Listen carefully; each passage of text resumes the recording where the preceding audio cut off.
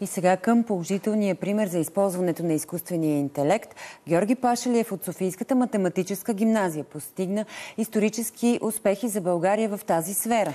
След усилена работа ученикът записва името си сред авторите на NeurIPS, най-реномираната научна конференция за изкуствен интелект в света. В изследователската програма на Инсайт работят още 3 младежи. Сега ще ви срещнем с Георги и Мария Дренчева, а в понеделник с Рени Паскалева и Теодора Тодорова. Работата на Георги започва през миналото лято, когато той е стажант в един от най-добрите университети в света – Политехнически университет в Цюрих, известен като Университета на Айнщайн. Георги работи по проект, който създава надежден изкуствен интелект и запазва неприкосновеността на данните при споделяне. Например, при болници с цел откриване на лечение за редки болести. Идеята е съответно да не позволяваме да се изпуска някакъв вид информация.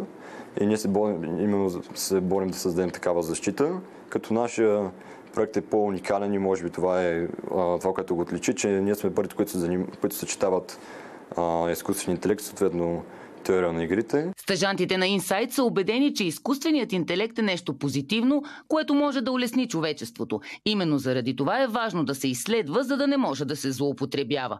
Мария Дренчева е в 12-ти клас на Софийската математическа гимназия. Тя е една от най-добрите математички в Европа. Носител е на множество медали. Първа е на Европейската олимпиада по математика. Моят проект се занимава с изследване доколко е резистентно обучението на графови невронни мрежи, като това е клон на изкуствения интелект, който се занимава с машинно обучение на структурирани данни. Така, работата на Мария може да помогне за създаването на най-подходящите лекарства, например.